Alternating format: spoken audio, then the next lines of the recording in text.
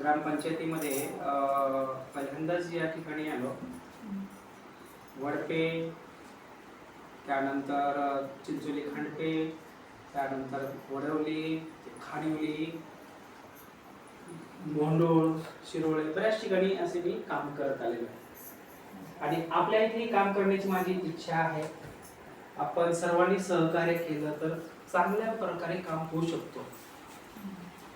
शासकीय काम करत असताना तो कृषी सहाय्यक असेल, ग्रामसेवक असेल, तलाठी असेल, शिक्षक असेल, हा गावाचा वाईट करण्यासाठी कधीच येत नाही. तो गावाचा विकास करण्यासाठी येत असतो. परंतु राजकारण प्रत्येक ग्रामपंचायतीमध्ये असतात आणि त्या राजकारणाच्या अनुषंगाने काही ग्रामसेवक मंडळी असेल, तलाठी असेल, हे कंटाळून ते चालले जातात. तर असो हे प्रत्येक ग्रामपंचायतीमध्ये होत असतात. परंतु आपले जरी दिवस कमी राहिले मॅडम, नंतर नवीन बॉडी येईल, परंतु जेवढे दिवस मी इथे राहील माझ्याकडनं आणि तुमच्याकडनं चांगले विकास काम या ठिकाणी होतील अशी अपेक्षा या ठिकाणी व्यक्त करतो. आणि माझं जे थोडक्यात परिचय जो दिलेला आहे, विकास काम करत असताना किंवा आपले वाडी वस्तीवरचे काम करत असताना अडीअडचण येतात. आपण ग्रामस्थ म्हणून पण सहकार्य करणं अपेक्षित आहे. ते सरपंच किंवा कमिटीनेच करायला पाहिजे असं नाही. आपण एक नागरिक आहात, त्या उद्देशाने रस्ता असेल, वीजचा असेल, विद्युतीकरणाचा असेल, त्यानंतर पाण्याचा असेल, ह्या सगळ्या गोष्टी मिळून जुळून सोडवण्याचा प्रश्न एकमेकांना हे जर केलं तर सगळी कामं सुस्थितीत कामं होतील. परंतु काही राजकारणाच्या भानगडी लागून जातात, त्यामुळे काही कामं रखडली जातात आणि त्यामध्ये कोर्ट प्रकरण बऱ्याच गोष्टी होऊन जातात. तर या जे 3 महिने राहिले, या 3 महिन्यात आपल्याकडनं चांगलं कामं घडतील अशी अपेक्षा व्यक्त करतो. आणि आज आपण मला या गावात जे कार्य होतं ते माहीत नसल्यामुळे आपण आता माहिती असतं तर आज ही सभा लावली नसती. परंतु असो, ग्रामसभा ही नोव्हेंबरमध्ये लावावी लागते. त्या उद्देशाने आपण ही ग्रामसभा आयोजित केलेली होती. आणि कोणतीही ग्रामसभा ज्यावेळेस आपण घेत असतो त्याला एक कोरमची आवश्यकता लागते. तरी आपण आणखी 15 मिनिट वाट बघू. माझा परिचय झालेलाच आहे. आणि जे इथं जे ग्रामस्थ आहेत, आपण आपल्या लेवलला काही प्रश्न असतील, ग्रामसभा होईल असं मला अंदाज येत नाही. परंतु जे काही एवढे लांबून आले, आता हे कुठून आले तुम्ही?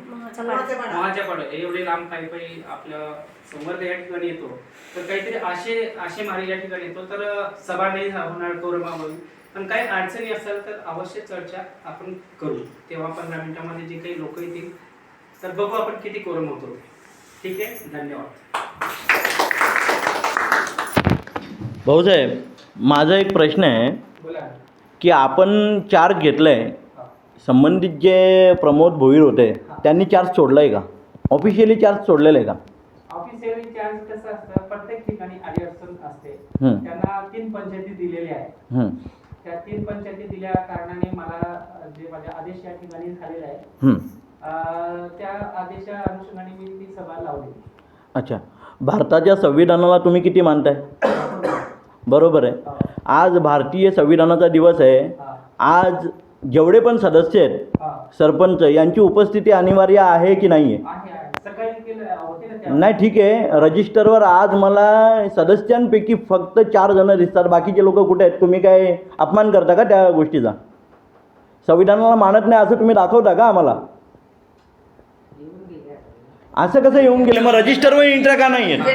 मी रजिस्टरचे फोटो घेतो. आता रजिस्टरवर एंट्री आहे का मला दाखवून द्या. कोणाच्या एंट्री? त्या ग्रामस्थांच्या एंट्री झाल्या ना. सकाळी जे आपली मीटिंग होती ना, त्या मीटिंगमध्ये ते होते. याच्यामध्ये एंट्री बघ, ही ग्रामसभा जी लावली आहे यामध्ये फक्त सदस्यांपैकी 4 जण उपस्थित आहेत. बाकी लोक सगळे ग्रामस्थ आहेत. मग त्या सदस्यांना सकाळी संविधानाविषयी काय वाटत नाही का? वाटायलाच पाहिजे. मग ती उपस्थित का नाही? वाटायलाच पाहिजे. तुमच्या माहितीसाठी सांगतो, आम्ही बौद्ध वस्ती अंतर्गत राहतो. बौद्ध वस्तीच्या समोर जो गटार आहे किंवा माझ्या आणखी पण काही विचार आहेत, या आईंना माहिती आहे. मी बरेच अर्जव्यवहार केलेले आहेत, पण एकही अर्जावर आजपर्यंत निर्णय लागला नाही. निर्णय लावणारे जे होते त्यांना आठवण्यात येतं. अच्छा, असं झालं काय? असा इथला प्रकार आहे. दर 6 महिन्यांनी 5 महिन्यांनी ग्रामसेवक बदलला जातो. मला ते मान्य नाही. मी ग्रामसेवक न बदलला जावा म्हणून व्हिडिओची चर्चा पण केलेली आहे. मी व्हिडिओची व्हिडिओ बनवलेले त्या संदर्भात. तुम्ही कुठल्या अनुषंगाने बदली केली? व्हिडिओ कुठल्याही प्रकारचं उत्तर देत नाही मला. माझ्याकडे व्हिडिओ आज पण आहे. मी युट्यूबला टाकलेले व्हिडिओ. अच्छा. मी कायदेशीररित्या काम करतो. आम्हाला आमच्या केलेल्या अर्जांवर जर निर्णय मिळाला नाही तर बाकी आम्ही काय करू पक्षातर्फे हे तुम्हाला त्याची कल्पना असणं गरजेचं आहे. बरोबर आहे, अगदी बरोबर. बसा ना तुम्ही. आणि प्रत्येक ग्रामसेवक प्रत्येक वॉर्ड प्रमुखाचा तो काम आहे की आपल्या वॉर्डामधील लोकांचे जर प्रश्न सुटत नाही तर मग आपण त्या पदावर बसू नये. सोडून द्यावे ते पद. बरोबर आहे.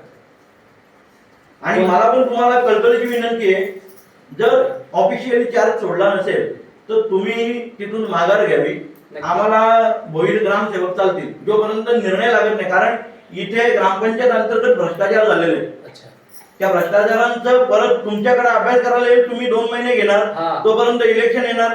हे सगळं आम्हाला पळवापळव करायची नाही. कोणाला वाचवण्याचं काम करायचं नाही. याला कोणाला काय प्रश्न असतील मला थेट विचारावे. ह्या सगळं पोरखेल चाललेलं आहे. 6-6 महिन्यांनी बदल्या करायच्या आणि कोणाचा भ्रष्टाचार लपून ठेवायचा. सर्व त्यांना वाचवण्याचं काम करायचं. ग्रामपंचायत बॉडी पण त्याला जबाबदार आहे त्या भ्रष्टाचारामध्ये. कारण जर तुम्ही एखाद्या कामाचा ठराव घेता, त्या ठराव कोणाच्या संमतीने घेतलं जातं?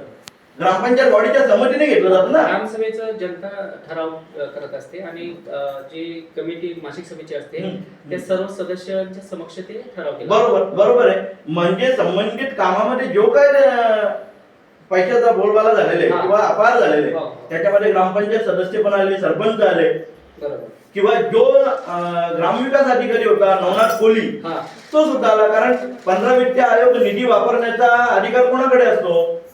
बरोबर आहे. तर यांनी अशा प्रकारे पैशांची लूट केलेली आहे. मी आता पण सांगतो की याच्यात जर आम्हाला न्याय मिळाला नाही, मी ज्या ज्या मागण्या केल्या त्या मागण्यांवर आम्हाला न्याय मिळाला नाही तर याचे परिणाम वाईट होतील. आम्ही जन आंदोलन करू. अगदी बरोबर. ठीक आहे. आणखी काही प्रश्न असतील तर तुम्ही मांडा, नंतर मी बोलतो. हो आता नाही, एक मिनिट. तुमचा हा त्यांचा प्रश्न आहे. तुमचा